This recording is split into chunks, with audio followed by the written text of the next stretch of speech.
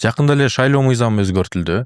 Билет болуш керексиз. Анча көп окуй элекмин. Ошол мыйзамда аябай чоң талкуулар жаратты. Мисалы, буга чейин жана преференциалдык деп партияга анан партиянын ичинен талапкерге берүү мүмкүнчүлүгү бар эмес беле?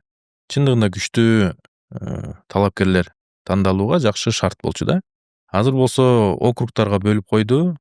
Партиядан жана ошол округтан аттанып эми келишет да. Партиядан дегенде ошол партиянын мүчөсү ошол округтан аттанып келет. Партия система аркылуу ата журт партиясы аркылуу биз келдик да парламенткечи.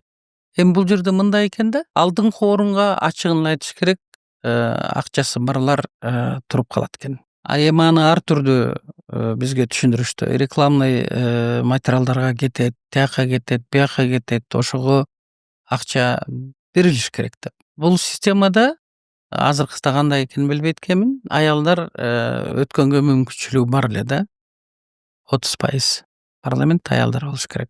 Мындай айтканда 4-чү, анан 8-чи, ар бир 4-чү аял болуш керек деп. Анан 3-чүдөн абройлуу депутаттар, баягы акчасы жок, бирок эл абдан ишенген, мындай айтканда добуш ала турган депутаттар дагы кирип калчу да, акчасы жок. Мындай айтканда, мен мисалы үчүн ошондой аялдардын квотасы менен одновременно өзүмдүн шайлоочуларым болгон үчүн акчасы жок өттү. Бирок азыр эми чындыкты айтып кое берейин, канча жыл өтүп кетти. Биз ошол парламентке келгенде аялдарды кетирүүгө аракет кылышты. Бизди аябай кысымга алышты. Неге? Ачыгын айтайын, анда Ахматбек Элдебеевич, Камчек Ташиев, Садыр Жапаровдор эле, бирок Садыр Жапаров бизге катуу сүйлөп, андай мындай сөздөр айтылган жок, четте турду. Кысым болду, себеби аз добуш алып калдыңар деп.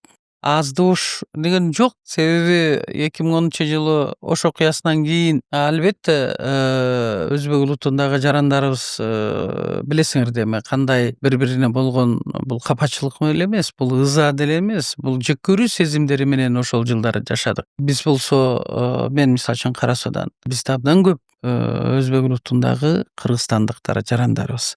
Ошолордун добушун алыш дагы бизге оор болгон да. Эптеп ошондо бизди аялдарды чыгарууга аракет кылышкан.